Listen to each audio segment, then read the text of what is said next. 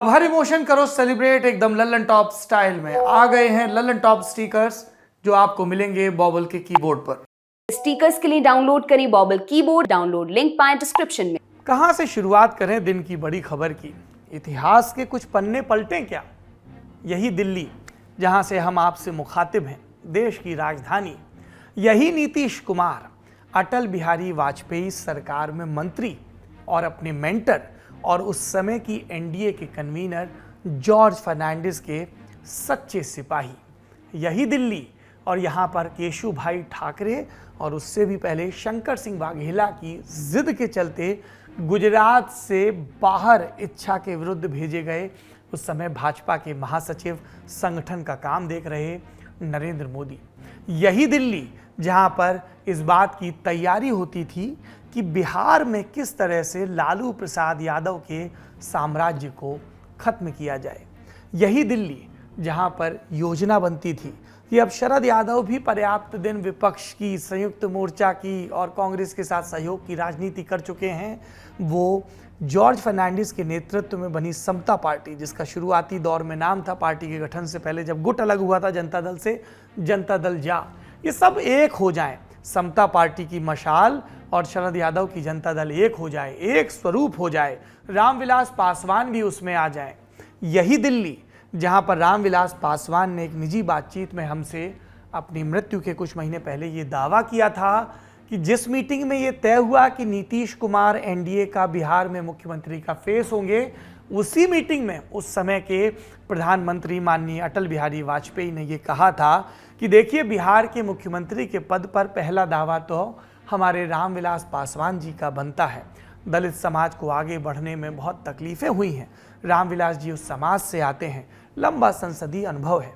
पर सियासत में क्या होता है, सब अपने अपने हिस्से के सत्य अपनी सहूलियत और अपने संदर्भ के हिसाब से बयान करते हैं।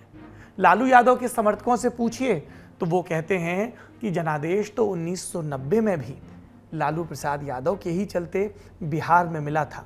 वीपी सिंह लालू को पसंद नहीं करते थे तो रामदास की वकालत कर रहे थे।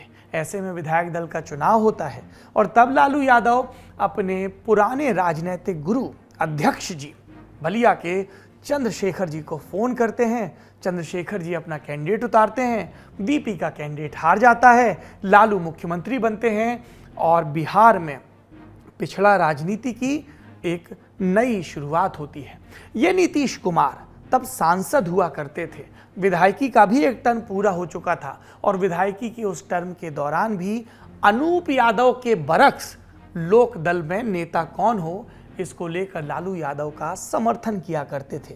तो लालू और नीतीश का तब का साथ था, पर 1994 आते आते ये साथ खत्म हो चुका था। लालू बिहार में अपने ढंग से सत्ता चला रहे थे, उनके ऊपर से केंद्र के जनता दल का अंकुश खत्म हो चुका था। वीपी सिंह कमजोर हो चुके थे, सत्ता से जनता दल बाहर हो चुकी थी, तीसरे चौथे नंबर की पार्टी बन चुकी थी और लालू, उन्हें लग रहा था कि बिहार का जनादेश पूरी तरह से उनके लिए है। तो जॉर्ज फर्नांडिस, नीतीश कुमार और तमाम नेता 1994 में अलग हो जाते हैं। एक रैली होती है जहां हुंकारी भरी जाती है। उधर लालू थे एक अणे मार्ग के मुख्यमंत्री आवास पर, जो वॉकी टॉकी के जरिए लगातार पुलिस वालों के संपर्क में थे और पूछ रहे थे पहुंचा कि नहीं। वो जानना चाहते थे नीतीश उस रैली में जाते हैं या नहीं, बगावत करते हैं या नहीं। उस समय के इतिहासकार कहते हैं तब नीतीश रिलक्टेंट रिबेल थे, अनिच्छुक बागी थे, श्योर नहीं थे। लेकिन 31 अक्टूबर 1994 को पटना के गांधी मैदान की उस रैली के बाद एक नया अध्याय शुरू होता है, क्योंकि अब मंडल के कई दावेदार हो चुके थे और उनके चुनाव निशान बदल चुके थे। फिर 1995 में चुनाव होता है। चुनाव में लालू प्रसाद यादव पहली मर्तबा अपना एक छत्र राज स्थापित करते हैं। उनके नेतृत्व में जनता दल सत्ता में लौटती है और फिर बात होने लगती है कि क्या लालू यादव अब कोई केंद्रीय भूमिका भी देखेंगे। वो दावेदारी करते हैं जनता दल के राष्ट्रीय अध्यक्ष के पद पर। इन सब से इतर 1997 का साल भी आता है। 1996 में ही केंद्र की तीसरे मोर्चे की, संयुक्त मोर्चा नाम था, सरकार बन चुकी थी। HD देवेगौड़ा कर्नाटक के मुख्यमंत्री और जनता दल के नेता उसके मुखिया बन चुके थे। लेकिन इन सब के दौरान जोगिंदर सिंह के सीबीआई का निदेशक रहते हुए चारा घोटाले पर तेजी से जांच होती है और उनकी अध्यक्षी के सवाल पर पार्टी दोफाड़ भी होती है। फिर बिहार में 5 जुलाई 1997 को लालू एक नई पार्टी बनाते हैं। अध्यक्षी बरकरार रहे और सत्ता पर उनकी पकड़ बिहार की कमजोर ना हो, इसके लिए इस नई पार्टी का नाम होता है राष्ट्रीय जनता दल। इसी राष्ट्रीय जनता दल के बैनर तले जब लालू को जेल जाना पड़ता है चारा घोटाले के चलते, तो राबड़ी देवी मुख्यमंत्री बनती है। इन सब के बीच नीतीश कुमार क्या कर रहे थे? मशाल लेकर जॉर्ज फर्नांडिस के साथ पदयात्रा कर रहे थे, लेकिन 1995 के चुनाव में दहाई के आंकड़े पर भी नहीं पहुंच पाए थे।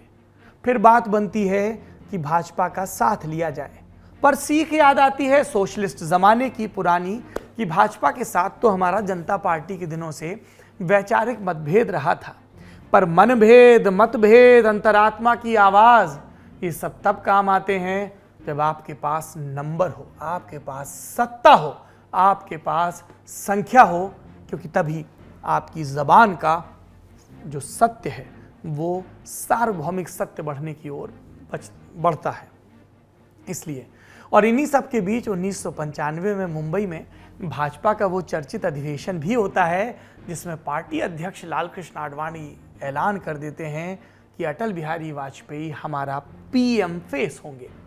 इस अधिवेशन में बतौर पर्यवेक्षक जॉर्ज फर्नांडिस ने नीतीश कुमार को भेजा था, तो दोस्ती की शुरुआत हो गई। उसके बाद 1998-1999 में हमने उस दोस्ती का विकसित स्वरूप देखा, जब जॉर्ज फर्नांडिस को जो टॉप 4 पोर्टफोलियो माने जाते हैं उनमें से एक रक्षा मंत्री का सौंपा गया था पोर्टफोलियो, और नीतीश कुमार उन्हें भी अलग अलग मंत्रालय मिले। रेल मंत्री के तौर पर इसकी चर्चा खूब हुई।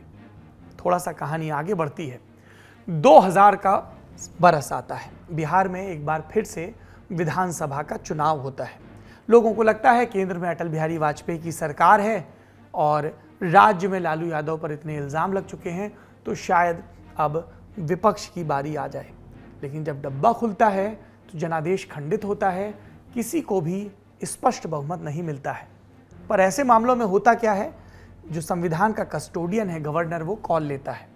केंद्र में भाजपा की सरकार और पटना में जो गवर्नर थे वो उसी केंद्र सरकार के सहयोग से काम करते हैं। तो नीतीश कुमार को मुख्यमंत्री के पद की शपथ दिला दी जाती है। साल 2000 नीतीश बाबू पहली बार सीएम की शपथ लेते हैं, पर सत्ता का, राज्यारोहण का ये काल दहाई की संख्या में दिनों के लिहाज से नहीं पहुंच पाता है। कई निर्दलीय जो बाहुबली थे उनका भी समर्थन मिल जाता है। वो नीतीश कुमार जिंदाबाद के नारे लगाते हुए उनके दफ्तर में भी पहुंचते हैं, हाथ में हथकड़ी और गले में माला लिए, पर नंबर अभी भी दूर था। उधर लालू प्रसाद यादव सेकुलरिज्म की दुहाई देकर क्या लेफ्ट पार्टियां और क्या कांग्रेस सबको अपने साथ लाने में सफल हो जाते हैं। एक बार फिर से राबड़ी देवी शपथ लेती हैं। 5 बरस बीते, नीतीश कुमार पूर्व मुख्यमंत्री हो गए, फिर से वाजपेयी सरकार में मंत्री हो गए। 2004 का चुनाव आया तो भाजपा और जेडीयू बिहार में लोकसभा की टर्फ पर भी कमजोर नजर आए, लेकिन 1.5 बरस बाद सब कुछ बदलने लगा था। अब बीजेपी मजबूत हो रही थी, नीतीश कुमार का नाम मजबूत हो रहा था, जेडीयू मजबूत हो रही थी। इसीलिए 2005 के पूर्वार्ध में जब बिहार में विधानसभा चुनाव होते हैं और किसी को स्पष्ट बहुमत नहीं मिलता है तो नज़र इनकी तरफ तो आती है, पर तब सबसे ज़्यादा लाइमलाइट में होते हैं रामविलास पासवान। 30 से कुछ कम विधायक, लेकिन सत्ता की चाबी उनके पास। और तब रामविलास बाबू जो 2004 से पहले ही एनडीए छोड़ चुके थे, यूपीए का हिस्सा थे, वो दांव चलते हैं कि अगर किसी मुस्लिम को मुख्यमंत्री बनाया जाता है तो हम समर्थन देंगे। सोनिया गांधी और उनके राजनीतिक सलाहकार खूब कोशिश करते रहे, लेकिन लालू और रामविलास को एक पेज पर नहीं ला पाए। और जेडीयू और बीजेपी वो रामविलास के विधायकों को अपने पाले में लाने की तैयारी कर रही थी। रामविलास पासवान कहते थे कि हमने भी आखिरी में उनको छूट दे दी थी, इजाज़त दे दी थी, लेकिन अब गवर्नर हाउस में नाम बदल चुका था और केंद्र की सत्ता भी बदली हुई थी। अब बूटा सिंह कांग्रेस के कद्दावर नेता रहे, गृह मंत्री रहे, वहाँ पर गवर्नर थे। तो सरकार बनने की भनक लगते ही, और ये भनक लगते ही कि नीतीश कुमार और भाजपा ने नंबर जुटा लिया है, बूटा सिंह ने विधानसभा भंग करने की संस्तुति कर दी। बरसों बाद कोर्ट ने इस फैसले को असंवैधानिक माना, पर बीजेपी जेडीयू के लिए ये ब्लेसिंग इन डिस्गाइज जैसा मामला हो गया, क्योंकि 2005 के उत्तरार्ध में जब बिहार में दोबारा चुनाव होते हैं, दोस्ती पक्की हो चुकी होती है। अटल बिहारी वाजपेयी भले ही एक रैली में नीतीश कुमार के नाम का ऐलान करना भूल चुके हैं, लेकिन अरुण जेटली उनको याद दिलाते हैं, नाम पुख्ता हो जाता है और जेडीयू बीजेपी की सरकार स्पष्ट बहुमत के साथ बिहार की सत्ता में आ जाती है। एक नए बिहार को गढ़ने का नारा दिया जाता है, तैयारियां शुरू होती हैं और 2005 से 2010 तक ये तैयारियां जनता को इतनी मुकम्मल लगती हैं कि जब 2010 में चुनाव होता है तो लोग कहते हैं कि अभूतपूर्व हो गया, इतिहास बन गया। आरजेडी खात्मे की तरफ बढ़ गई। 2009 के लोकसभा चुनाव में भी बुरी तरह हारे लालू प्रसाद यादव की पार्टी, इतनी बुरी तरह की यूपीए 2 में मंत्री पद भी नसीब नहीं हुआ और उनकी पार्टी विधानसभा में भी ऐसे ही खेत रही। पर इस पक्की दोस्ती में एक सब चैप्टर और था जो जुड़ गया था। गुजरात के भाजपा के हिसाब से बहुत लोकप्रिय मुख्यमंत्री, क्योंकि 2002 और 2007 में सत्ता डिफेंड कर चुके थे, ऐसे नरेंद्र मोदी को बिहार भाजपा अपने प्रचार के लिए 2010 के विधानसभा चुनाव में लाना चाहती थी। पर उससे एक साल पहले ये तस्वीर आ चुकी थी जो आपको स्क्रीन पर नजर आ रही है। 2009 के लोकसभा चुनाव के पहले अकाली दल और भाजपा द्वारा आयोजित एनडीए की रैली जो लुधियाना शहर में हुई थी। इस रैली में भाजपा के तमाम नेता और एनडीए के तमाम साझेदार पहुंचे थे। नीतीश कुमार भी पहुंचे थे और नीतीश कुमार के मंच पर पहुंचते ही बकौल नीतीश खेमा नरेंद्र मोदी उनकी तरफ चल के आते हैं, उनका हाथ पकड़ते हैं और जनता के सामने इस तरह से उठा देते हैं। और बाद में रैली के नीतीश कुमार इस चीज़ से खूब नाराज़ बताए जाते हैं। दोनों तरफ के दावे हैं। कैसे रेल मंत्री रहते हुए नीतीश कुमार ने 2002 कहा जाता है कि जिस गोधरा दंगे और उसके बाद के प्रसंग के चलते उन्हें नरेंद्र मोदी के नाम से असहजता थी, उस प्रकरण के बाद भी कैसे वो रेल मंत्री जाते हुए गुजरात सरकार की तारीफ करके आते हैं। तो इसकी बहुत सारी कहानियां सुनाई जाती हैं, कैसे भाजपा के एमएलसी गिरिराज सिंह नरेंद्र मोदी के करीबी होते हैं, आदि इत्यादि। पर लोगों को क्या याद रहता है कि 2010 में ये फिर से जीत गए। एनडीए के लिए ये ज़रूरी था कि ये गठबंधन बना रहे, तो अरुण जेटली और लाल कृष्ण आडवाणी इन सब ने नीतीश कुमार को अपने पाले में रखना ज़रूरी समझा। तो क्या हुआ, जो बीजेपी की राष्ट्रीय कार्यकारिणी की पटना में हुई बैठक के बाद मुख्यमंत्री ने पार्टी के बड़े नेताओं के लिए जो डिनर रखा था उसे कैंसिल कर दिया। तो क्या हुआ, जो कह दिया गया कि उस डिनर को कैंसिल करने की वजह यह है कि उस डिनर वाली सुबह बिहार के सब अखबारों में एक शरारत भरा पोस्टर छपा था, इश्तिहार छपा था, जिसमें यही 2009 वाली तस्वीर थी और गुजरात के मुख्यमंत्री नरेंद्र मोदी को 5 करोड़ की बाढ़ राहत के लिए आभार दिया गया था, आभार जताया गया था। तब नीतीश एनडीए के लिए, भाजपा के लिए ज़रूरी थे, तो भाजपा ने इस अपमान को कड़वे घूंट की तरह पी लिया। लेकिन 2013 में जब भारतीय जनता पार्टी ने गोवा की मीटिंग के बाद अपनी कैंपेन कमेटी का चेयरमैन नरेंद्र मोदी को नियुक्त किया, तो नीतीश कुमार जो अब तक चेतावनी के स्वर में बात कर रहे थे, उन्होंने बीजेपी से, एनडीए से खुद को अलग करने का ऐलान कर दिया। और उनके लिए ये ऐलान सहूलियत भरा था, क्योंकि 2010 में अभूतपूर्व जनादेश मिला था और 116 सीटें तो खुद जेडीयू को ही मिली थी, यानी बहुमत के आंकड़े से वो 10 से भी कम सीटों के फासले पर थे। उन्हें भारतीय जनता पार्टी की उतनी ज़रूरत नहीं थी। 2013 तक की कहानी जो पुराने हम लोग प्रेक्षक हैं राजनीति के, उन सबको बखूबी याद होगी। पर 2013 के बाद सत्ता करवट बदलती है, चेहरे बदलते हैं, निशाने बदलते हैं और फिर अक्टूबर 2013 में एक रैली होती है, बीजेपी के पीएम कैंडिडेट नरेंद्र मोदी की रैली, पटना में रैली। इस रैली को हम क्यों याद रखते हैं? लोगों ने कहा गांधी मैदान को भरने की बीजेपी ने क्षमता दिखाई, इसलिए याद रखते हैं।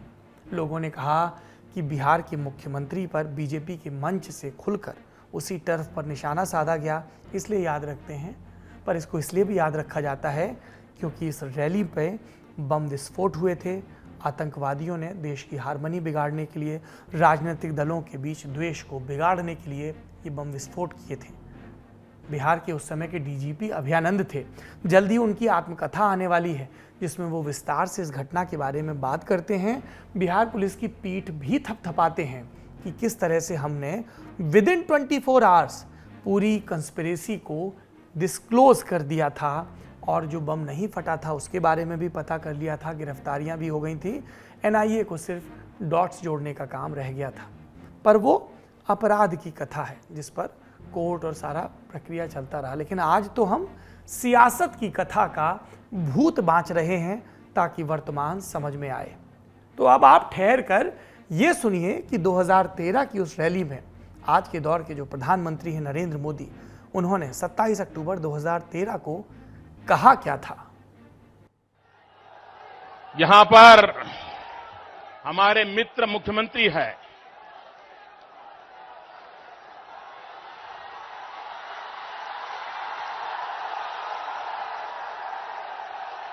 मित्रों, यहां पर मुख्यमंत्री हमारे मित्र है। लोग मुझे पूछते थे कि आपके मित्र ने बीजेपी को क्यों छोड़ दिया। मैंने कहा जो जेपी को छोड़ देता है वो बीजेपी को क्यों नहीं छोड़ देगा।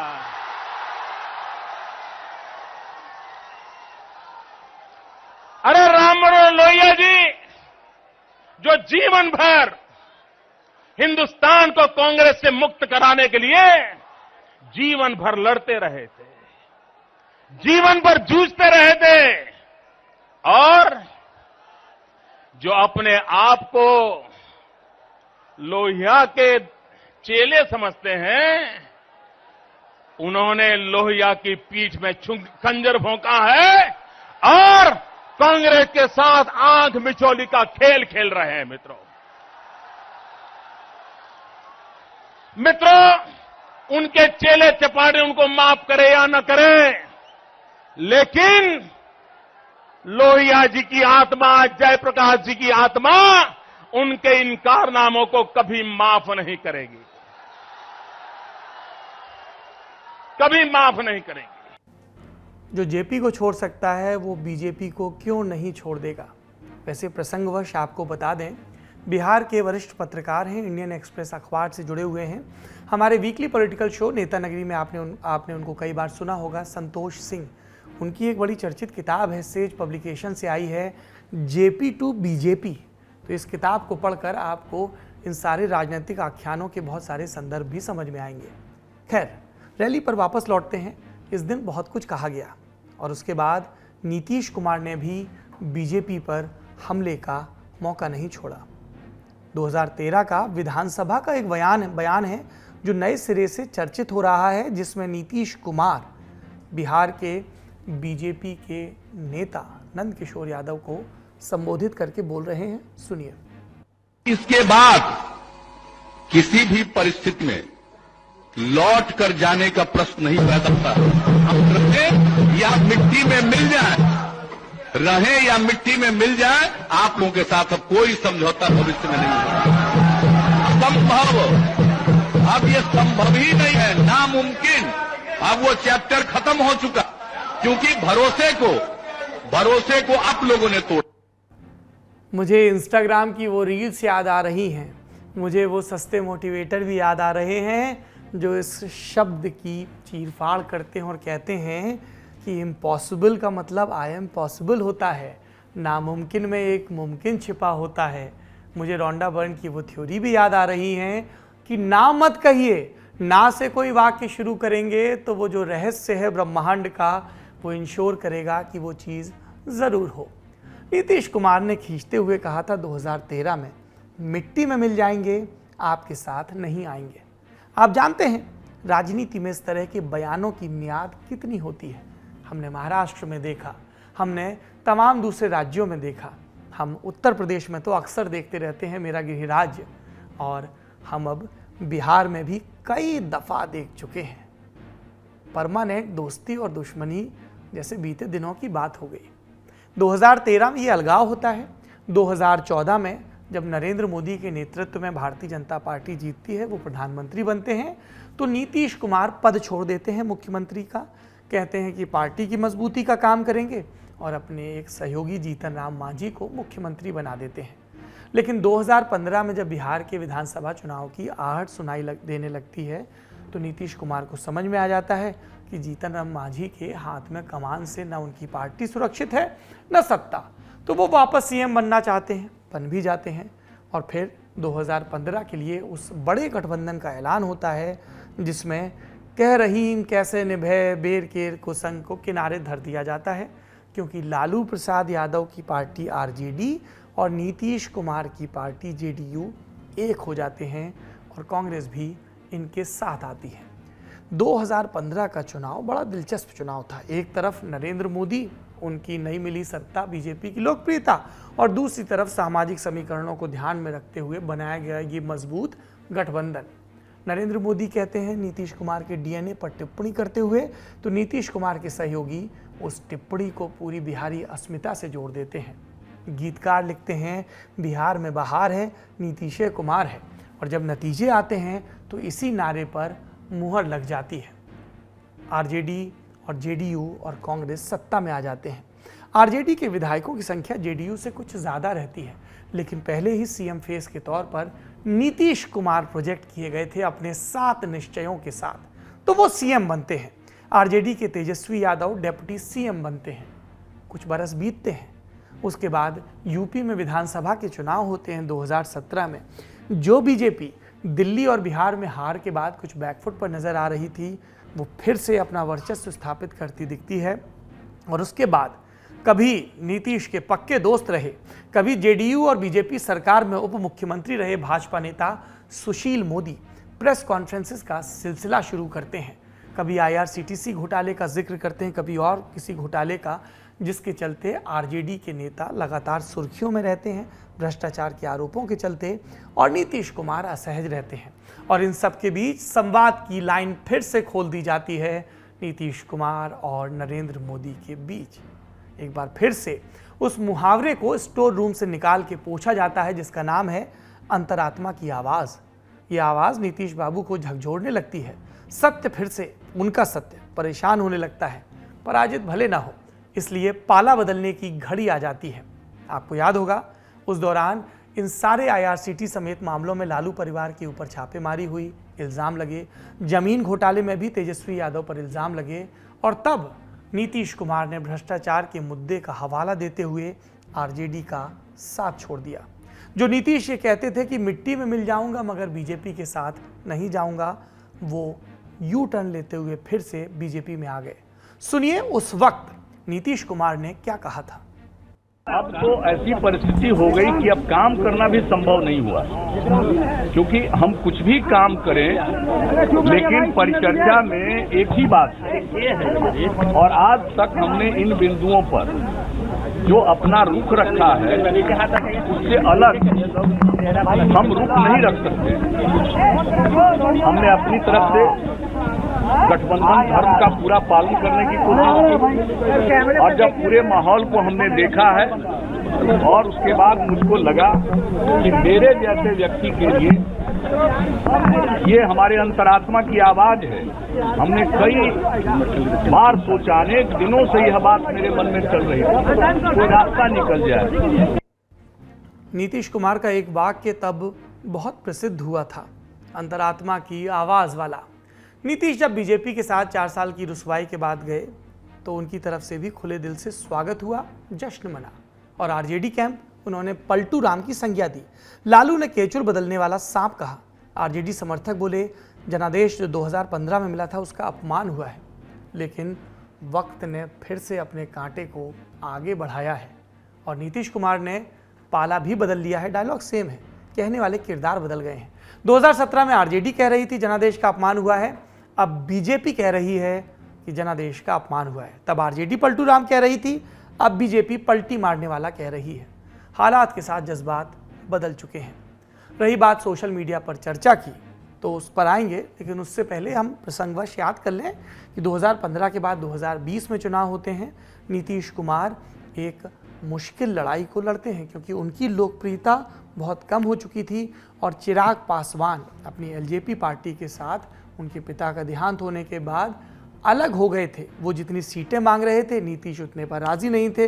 चिराग 2015 के फॉर्मूले को बीजेपी को याद दिला रहे थे कि जब जेडीयू साथ नहीं थी, हम तब भी साथ थे, लोकसभा में जीते थे, विधानसभा में हारे थे। ये सब बातें हो रही थी। चिराग फिर फैसला करते हैं कि जेडीयू जहाँ जहाँ चुनाव लड़ेगी वहाँ वहाँ हम उतरेंगे। नीतीश कुमार को लगता है इसके पीछे बीजेपी है, बीजेपी खूब खंडन करती है, बयान देती है, पर लोग जब उम्मीदवारों की एलजेपी की सूची देखते हैं तो उसमें कई बीजेपी के पूर्व नेता नजर आते हैं। इन सब चीज़ों के बाद फाइनली रिजल्ट आता है और किसी तरह बीजेपी के और जेडीयू के नेतृत्व वाला जो गठबंधन है वो बहुमत के आंकड़े को पार करता है। और जो तेजस्वी यादव के नेतृत्व वाला गठबंधन है, जिसमें आरजेडी होती है, जिसमें कांग्रेस होती है, जिसमें वाम दल होते हैं, ये सब बहुमत के कुछ नंबर पहले ही ठिठक जाते हैं। और उन सब के बाद अब ये दिन है, पिछले 48 घंटों में आपने बयान देखे और लोगों की प्रतिक्रियाएं। सोशल मीडिया की बात करें तो जिन्हें महाराष्ट्र में मास्टर स्ट्रोक लग रहा था, उन्हें लग रहा है कि यहाँ जनादेश का अपमान हुआ है। जो महाराष्ट्र की राजनीतिक गतिविधियों को राजनीतिक धूर्तता कह रहे थे, वो इसे नए सिरे से इसकी तारीफ कर रहे हैं। जिसका जैसा पाला है उसके लिए उसकी सहूलियत के हिसाब से लोकतंत्र लुटता है या राजनीति की बाजीगरी होती है। लोग ये भी कह रहे हैं कि ये बिहार है, यहाँ रिजॉर्ट की ज़रूरत नहीं पड़ती है। लोग ये भी कह रहे हैं कि नंबर इतना पुख्ता रखा गया है कि गवर्नर हाउस और विधानसभा अध्यक्ष की भूमिका ही खत्म हो गई है। कल हमने ये स्थितियाँ क्यों आई, आरसीपी सिंह की बगावत, जेडीयू का उन पर कार्रवाई करना, इन सब के बारे में आपको बीते दिन के लल्लन टॉप शो में विस्तार से बताया था। अब आज के घटनाक्रम पर आ जाते हैं। आज सुबह 11 बजे जेडीयू, आरजेडी और कांग्रेस ने बारी बारी से अपने विधायक दलों की बैठक की। प्लान पहले से तैयार था, ऐलान का इंतजार। दोपहर के करीब 1 बजे खबर भी ब्रेकिंग की शक्ल में फूट गई। नीतीश कुमार ने एनडीए से अलग होने का ऐलान किया। राज्यपाल हाउस पहुंचे और राज्यपाल फागू चौहान को इस्तीफा भी दे दिया। इस दौरान राबड़ी देवी के आवास में भी तालियों की गूंज हुई और फिर नीतीश कुमार जब पहुंचे तो वहां पर भव्य स्वागत हुआ। चाचा भतीजे की जोड़ी एक बार फिर से बन गई, फोटो ऑप हुआ और सुनिए उसके बाद नीतीश कुमार और तेजस्वी यादव ने क्या कहा। हमारे पार्टी के सब लोगों की राय थी कि भाई आप अलग तब सोच कर लीजिए भाई, उधर 3 पार्टी, अब 2 पार्टी इधर, 1 पार्टी इधर, 5 पार्टी और सब मिलके 7 पार्टी एक साथ हो गए। हम लोग सोचने वाली ये बात है कि पूरे नॉर्दर्न इंडिया में अगर आप देखें, हिंदी पट्टी में देखें तो भाजपा का अब कोई अलायंस पार्टनर नहीं रहा, एक भी अलायंस पार्टनर भाजपा का नहीं है। और ये तो इतिहास बताता है कि भाजपा जहां रहती है, जिसके साथ रहती है, उसको खत्म करने में लगी रहती है। आप पंजाब देख लीजिए, आप महाराष्ट्र देख लीजिए, और जो बिहार में हो रहा था वो किसी से छुपा है क्या? हर एक लोगों को पता है कि क्या भाजपा की तैयारी। दोनों नेताओं ने बीजेपी पर ताबड़तोड़ प्रतिक्रिया दी। नीतीश कुमार ने इशारों में कहा कि बीजेपी के साथ बहुत दिक्कत हुई, क्या हुई वो हमारे लोग बता देंगे। और तेजस्वी ने खुलकर कहा बीजेपी क्षेत्रीय पार्टियों को खत्म करना चाहती है। नीतीश की पार्टी ने भी यही आरोप लगाया था। चर्चा टेप कांड की भी है। सूत्रों के मुताबिक जेडीयू के पास कुछ टेप हैं जिनमें आरसीपी सिंह और कुछ और नेता बातचीत करते नजर आ रहे हैं। इल्जाम लगाया जा रहा है कि विधायकों को मैनेज करने की प्लानिंग और तैयारी थी। आपको ध्यान है, शुरुआत में हमने कहा था प्रभु जी तुम चंदन हम पानी। सूत्र कह रहे हैं कि चंदन नाम के व्यक्ति पर नजर रखी जा रही थी, वहीं से खुलासा हुआ। और जब टेप सुन लिए गए, जो संख्या में 3 थे, तो बात साफ हो गई। अंग्रेजी के मुहावरे में कहें तो final nail in the coffin, आखिरी कांटा गाड़ दिया गया। आरसीपी सिंह के साथ साथ बीजेपी पर भी आरोप लगा दिए गए कि वो पॉलिटिकल मैनूवरिंग कर रहे थे और महाराष्ट्र जैसा एक ऑपरेशन प्लान कर रहे थे। जेडीयू के समर्थक कह रहे हैं कि नीतीश कुमार हैं, उद्धव ठाकरे नहीं है। और इसके जवाब में बीजेपी क्या कह रही है वो भी सुन लीजिए। जो कुछ भी हुआ है उसका बेहतर जवाब माननीय मुख्यमंत्री जी दे सकते हैं। यह सरासर बिहार के जनता और मैंडेट के साथ धोखा है और 2017 की जो परिस्थितियां बनी थी वह खुद वो बताएं कि उस भ्रष्टाचार में क्या अंतर आ गया, उस बातों में क्या अंतर आ गया। यह इस बिहार की जनता के साथ मैंडेट के साथ धोखा है और बिहार की जनता निश्चित तौर पर इसके लिए उनको सबक सिखाएगी। हिंदी की कक्षा में हमारे सुमन आचार्य जी एक मुहावरा सिखाते थे, को नृप होए हमें कहानी, लोकोक्ति थी। इसके संदर्भ बदल गए हैं, व्याख्याएं बदल गई हैं कि को कुछ होए, नंबर कुछ भी होए, नृप तो नीतीश कुमार ही रहेंगे। हमारे साथी अभिनव ने इस आंकड़े को खोद निकाला कि देश में सबसे ज्यादा बार मुख्यमंत्री पद की शपथ लेने वाले नेता का नाम नीतीश कुमार है, कुल जमा मात्र 8 बार। अब तक तो उनको शपथ मुंह जबानी याद हो गई होगी, बाकी जिसकी जैसी सियासत है उसकी वैसी व्याख्याएं हैं। लेकिन बिहार की राजनीति पर इसका क्या असर पड़ेगा, ये जानने के लिए हमने एक एक्सपर्ट से भी बात की। आप सुनिए वरिष्ठ पत्रकार संतोष सिंह को। सोशलिस्ट पॉलिटिक्स का एक तरह से आप ये कहिए कि लास्ट फोर्ट्रेस है बिहार, जहाँ की सोशलिस्ट पॉलिटिक्स 30 ईयर से अभी भी टिकी हुई है। भले ही उस सैफरन के साथ भी रही, पूरी तरह से सोशलिस्ट भी रही, कांग्रेस के साथ भी रही, लेकिन वही पावर में रहे। 32 साल से वही पावर में 90 से लेकर चले, और कोई ऐसा राज्य नहीं है जो लगातार सोशलिस्ट पॉलिटिक्स का इतना लंबा है। तो उसी चीज को नीतीश कुमार प्रोलॉन्ग करना चाह रहे हैं। उनको लग रहा था कि 25 तक में हो सकता है बीजेपी हमको हमारी आइडेंटिटी को सबस्यूम कर दे, इसके साथ हम एक पॉलिटिकल स्टेक होल्डर बने रहेंगे। तो अभी तो फिलहाल गवर्नमेंट फॉर्मेशन होगा, ये चीफ मिनिस्टर बनेंगे, अभी तेजस्वी डिप्टी सीएम बनेंगे। तेजस्वी अभी इनके रास्ते में नहीं आएगा, उसका भी सीएम का एम्बिशन, बिकॉज उसके पास समय है, अभी यंग है, काफी समय है उसके पास। तो इन्होंने एश्योर किया है कि हमने सब कुछ अचीव कर लिया। जैसा कि हमने सुना है कि देर सवेरे वो 23 हो 24 हो उसको सत्ता सौंपेंगे, और ये नेशनल पॉलिटिक्स में एक न्यूक्लियस बनने की फिर से कोशिश करेंगे। एक आउटसाइड चांस, भले ही फ्रेगमेंटेड अपोजिशन है, लेकिन नीतीश कुमार आने से उनकी एक थोड़ा सा एसिमिलेटिव इमेज है, और तो एक नेशनल पॉलिटिक्स में उनकी पोस्चरिंग होगी। वो अपने आप को एक चांस देना चाह रहे हैं। मैं अगर एक ब्रॉडली अगर उदार होकर के उनके बारे में पॉलिटिक्स में करूं, अदरवाइज उनके फ्लिप फ्लॉप वाली पॉलिटिक्स पर कमेंट नहीं करूं, उनकी तरफ से सोचूं, तो ये है कि अपनी पॉलिटिक्स को जेडीयू की एज ए पार्टी उसको लॉन्जिविटी देना चाहते हैं, ताकि उनके बाद जो जेडीयू की लाइफ रहे, बियॉन्ड नीतीश कुमार भी रहे, और एक फोर्स बन करके वो एक तरह से बने रहें, जो कि बीजेपी को एक डिस्टेंस पर रखे रहे। अब सवाल ये उठता है कि जब ये सब हो रहा था तब भारतीय जनता पार्टी का शीर्ष नेतृत्व क्या कर रहा था। टीवी स्क्रीन पर टिकर चला दिए गए कि अमित शाह देश के गृह मंत्री, उन्होंने नीतीश कुमार से बात की। ये सत्य नहीं है। सूत्रों के मुताबिक अमित शाह अपने भुवनेश्वर दौरे में व्यस्त थे। पार्टी के लंबे समय तक प्रभारी रहे senior cabinet minister Dharmendra Pradhan के बारे में भी ऐसी बातें कही गई। किसी ने कहा कि भूपेंद्र यादव ने अपने संदेशवाहक भेजे, किसी ने कुछ और कहा। सुशील मोदी से जुड़े सूत्रों ने बताया कि नीतीश कुमार ने उनसे भी बात नहीं की।